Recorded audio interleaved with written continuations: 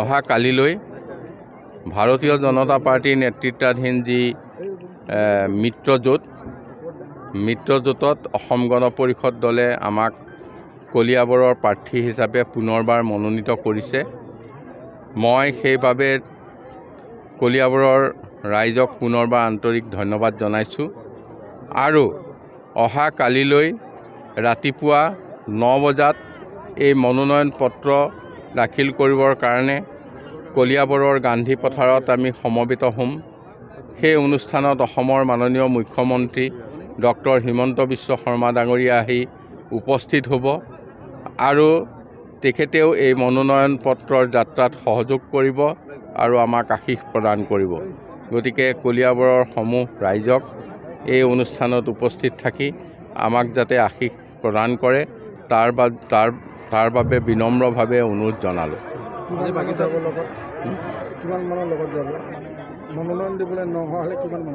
মনোনয়ন পত্ৰততো 5 জনহে সোমাব পাৰে। নহয়, ইয়াত যাত্ৰাটোত মানুহ থাকিব, যিখিনি গোট খাই 20-25 হাজাৰ মানুহ হ'ব। সেইটো আমি যাত্ৰা আৰম্ভ হ'ব আৰু আমি শুনামতে যাত্ৰাটো মানে এঠাইৰ পৰা পাৰ হ'বলৈ নিদিয়ে। গতিকে আমি তাৰো আগতে সেইটো সমাপ্ত কৰি যিকেইজনে মনোনয়ন পত্ৰত জড়িত তেখেতসকল জিলালৈ যাব। চিফ মিনিষ্টাৰ নাযায়, চিফ মিনিষ্টাৰ ইয়াৰ পৰা গোলাঘাটলৈ যাব। নমিনেশ্যন দিয়াৰ আগতে দেখা গৈছে বাগিচা অঞ্চলৰ পৰা বিভিন্ন দল ত্যাগ কৰি অসম গণ পৰিষদত আপোনাৰ প্ৰতি আকৃষ্ট হৈ যোগদান কৰিছে। আপোনাৰ বক্তব্য?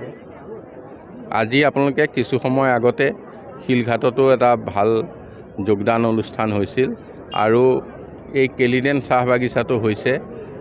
আমি আশা কৰিছোঁ তেখেতসকলৰ লগত আমাৰ এটা পূৰ্বৰ সম্পৰ্ক আছিল। ইয়াত আজি যোগদান কৰা যিসকল ব্যক্তি ইয়াৰ সৰহ সংখ্যক খ্ৰীষ্ট ধৰ্মৰ লোক আৰু অন্যান্যও আছে, কিন্তু তেখেতসকলৰ লগত আমাৰ এটা সুসম্পৰ্ক থকাৰ বাবে তেখেতসকল কংগ্ৰেছত বেছি সংখ্যকে আছিল।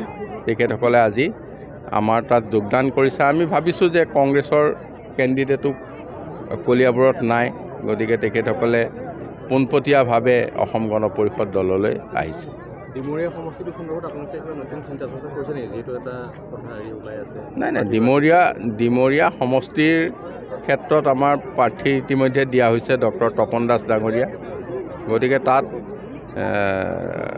অভিযোগ আমি শুনিছোঁ, কিন্তু অভিযোগটো আমাৰ হাতত কোনো প্ৰমাণ নাই। গতিকে এই অভিযোগটোৰ ক্ষেত্ৰত আমি পতিয়ন যোৱা নাই। তেখেতে থাকিব।